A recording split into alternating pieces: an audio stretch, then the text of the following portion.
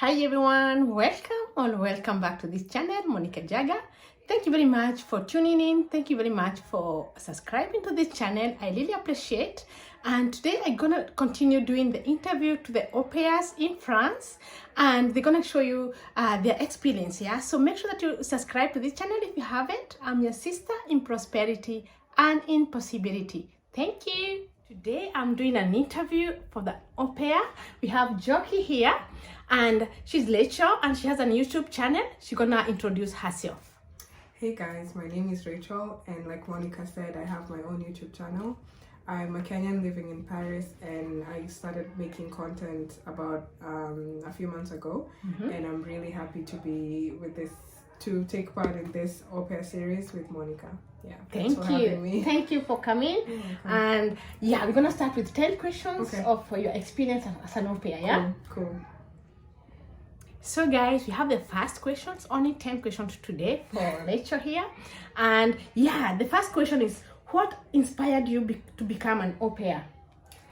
Well, I did my research when I was in Kenya, and I found that it was one of the most hassle-free ways of getting a visa, a long stay visa to come to France. So I applied through the internet, and I found my way here. Wow, that's good. Did you use a site, or do you came directly with the agency? I used two sites actually. I used one that's called Aupair World, and one that's called, I used Aupair World and some other site, but I think I got my family through Aupair World. Oh, that's great. Yeah. Because it's not easy nowadays to get an au pair, because now in Europe they opened to a lot of European countries, and it's very hard for Africans to get au pairs. So you guys, you can still try your luck on Aupair World, and you're gonna get yourself a family, a host family, so that you can come to France if that's your will. Okay. So then number 2, where did you live, and what do you like about it?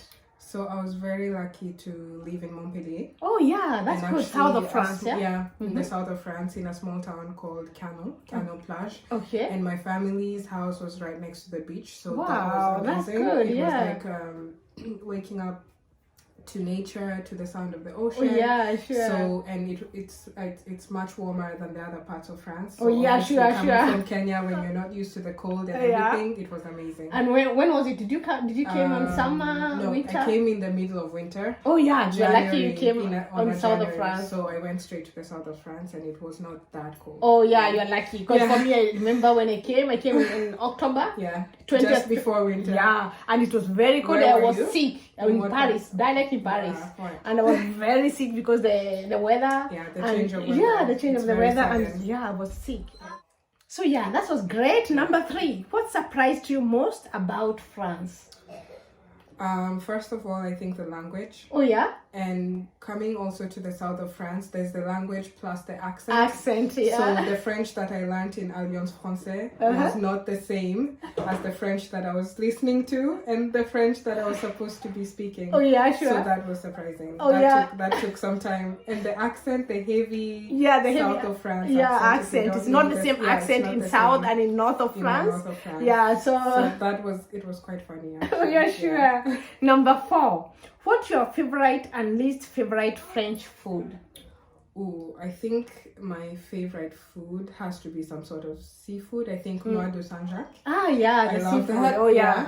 But my least favorite has to be raclette. Oh yeah, I don't like that. Most of people like raclette. I know, because it's like potatoes, you know. It's basically raclette is basically potatoes and cheese. But for me, it's too much cheese. Oh yeah, the cheese. The part of cheese that it's the part of cheese that I like cheese, but not all the cheeses. But so raclette is too much for me. Oh yeah, sure. I don't go to raclette parties. No. Sure. Now we are in the 5th question. Favorite memories with your host family? Okay, just before I finished my au pair program, we took a trip together to Aix-en-Provence. Oh yeah, that's good. Specifically Les Baux-de-Provence, and we did a hiking trip for about 3 days with electric bikes. And it was really Wow, nice. It that's was good. Yeah, just coming back from Kenya. And, no, it was in like 6 months after I'd been with them. Okay. So we took a trip together, and that was really And nice. were you speaking now French, or did you understand? Now I could understand everything, good. and I could speak much more than at the beginning. Oh yeah, you are quick. You are quick. Yeah. Luckily, you had to. Yeah, I had to. Yeah. And how many months nice. did you take your French language in Kenya? 2 months. 2 months. Yeah. That's quick. That's because within 6 months you are 2 months listening the France. French with a heavy accent. Yes, it's and good. then you are speaking it. Yeah. Thrown in the deep end. Oh yeah, good. Number 6. Best and worst part about being an au pair. What's the best part of being an au pair? I think the best part is the immersion you get when you're. I think it's better to come into France and live with a French family and get into the culture and their day to day. But the worst part has to be where you have to figure out exactly what you want to do. Oh sure. Figure out after the contract. Because you're attached to a family, you're attached to their way of life, but you have to think about yourself and what you want to do. Even during the au pair program, do you want to do French? Do you want to go to uni? Do you want to go back home? Job? Do you want to go back home? I think that's a challenging part where you really have to stay on top of it. Oh yeah, sure. So that's what the most challenging part about thinking what you're gonna do next, or what just thinking about what are the next steps and what is going to come out of this program. Oh sure. But we are lucky, we are here. That's a small challenge, because most people can think that you just come here and then you continue with life, but it's not that easy. Yeah, it's not that easy. Yeah, you have to think and you have to be very sharp. Because only the au pair program is take only 18 months or 24 months. I think a maximum of 12 months. And then you can renew it. Yeah, you renew it only for another 1 year.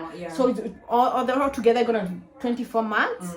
And after that you have to think what you have to do. If you have something else to go, have a game plan. You have to go other countries, or you want to go back to Kenya, or you want to stay here. So you have to think what you have to do next. Because it's not easy. Life is not easy, because when you're in the family it's very easy for you, because everything is programmed for you. You have a planning of the day. And what you have to do next. You have to go to school, come get the kids in the evening. You have to feed them, and you have to eat with them, and and then after that you alone. You don't know what to do. You have to get to the student.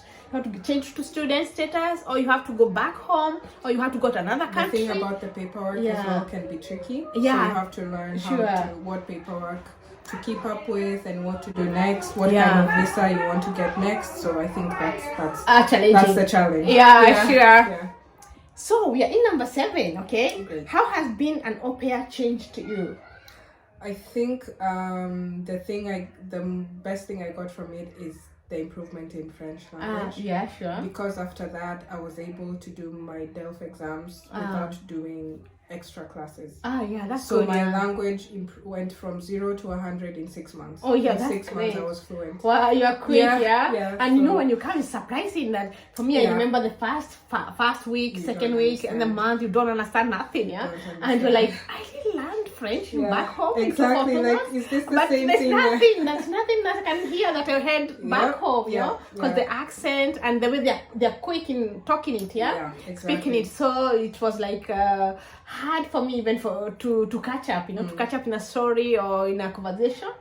So you are very quick. Even me, it took me around 8 months to get to understand French and to speak and make conversation. Even if you make a mistake in speaking, but because French language is very hard in grammar, even now you have to conjugate. Sure. So it was a challenge for me, because for me to take 8 months. But I remember when you're with kids, it's best to learn. Very simple. Because they have to help you, and they're gonna tell you to repeat, and they are very patient. They're patient. And they'll correct your mistakes. They correct you. In a really kind way. Sure. So we're in number 8. What is the advice to the prospective au pairs? This is a difficult one because it's very personal. Yeah, sure. But I'd say know why you're coming here. Mm-hmm. Don't come here because you're bored. Oh yeah. I mean, don't apply to the program. I mean, you can do that, but don't do it just because you're bored. Yeah. And You have to be want it. Yeah, want to do it. And when you come, have a plan for at least a year. Yeah, sure. If you're coming for 6 months, have a plan for a year.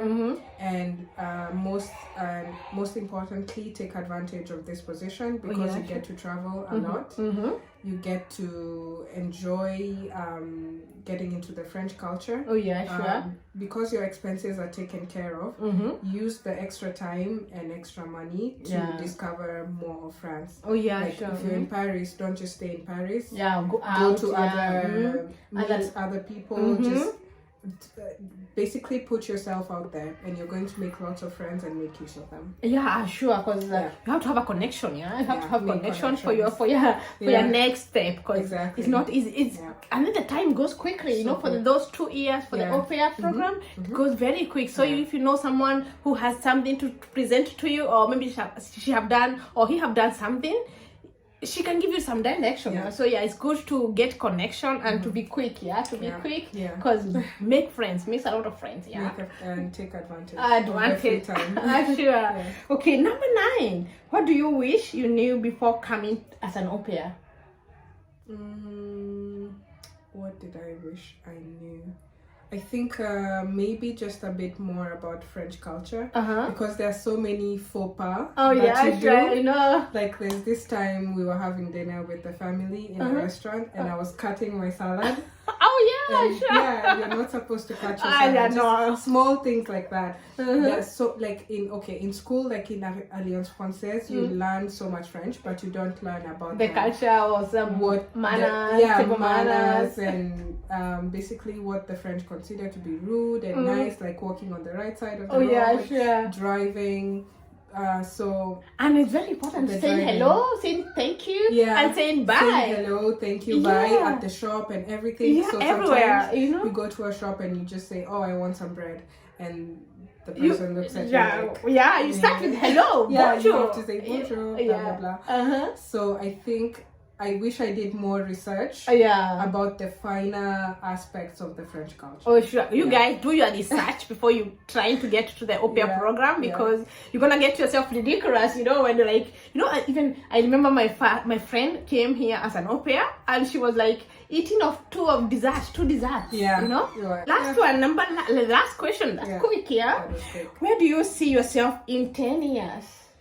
In 10 years, I think I'll still be living in France. Oh, yeah. For sure. And I'd like to move to a warmer part, maybe back to Montpellier, because I loved that city.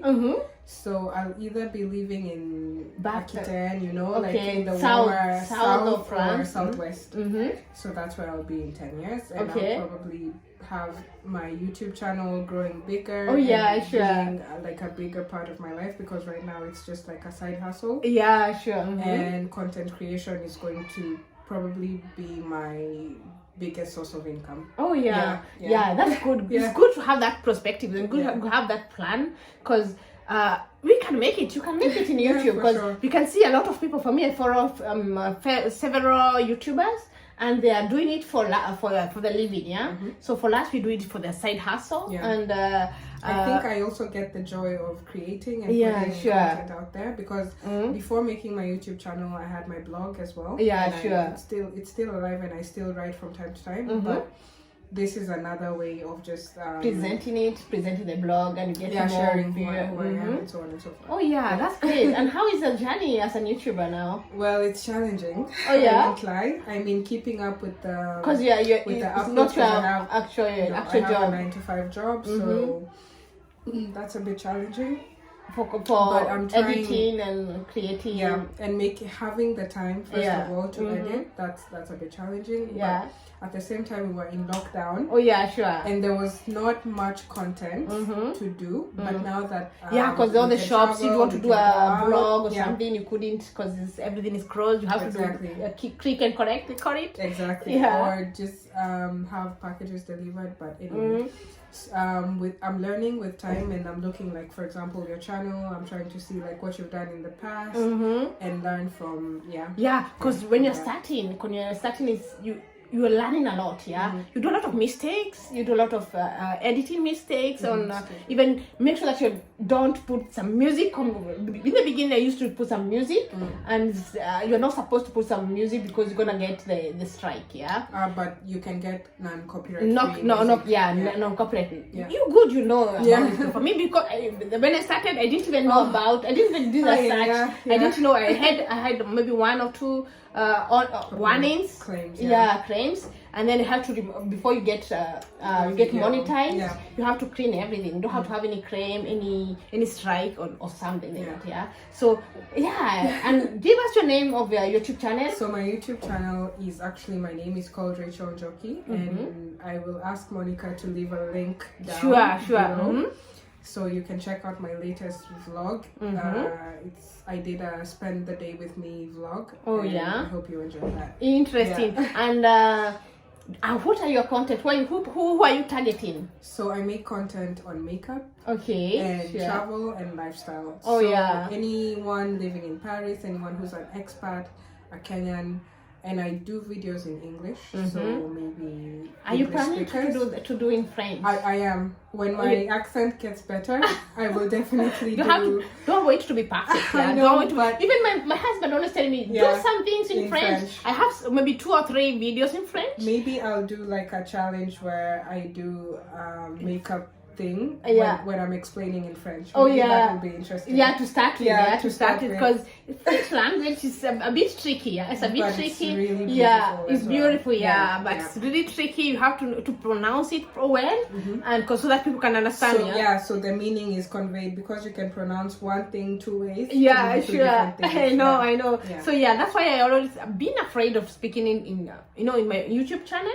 But I also have to start to that. Because my husband is pushing me again and again to do things in French now. Because we're in France, and maybe half my subscribers are French now. So I can now start doing things in French.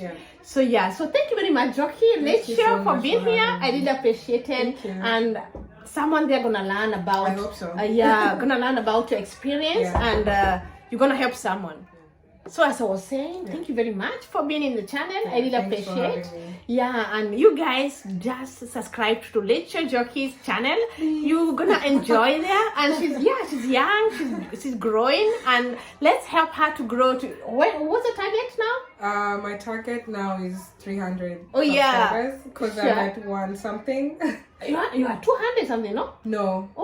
I'm not even sure, because I stopped checking. I hate having to check my subscriber count every time. It's annoying. You guys, please subscribe to her channel, and don't forget to subscribe to mine if you haven't. And let's continue growing, because it's enjoying, and you have something extra to do, not just your normal hustle. And I really appreciate you guys, your support, and you guys are commenting on the comment down below. That's help us a lot, because if you have any suggestion, if you have any comment, if you have any question, just don't hesitate to leave it down below, and I'm gonna be happy to answer you there. So thank you very much, everyone. I'm gonna see you in the next one. Bye.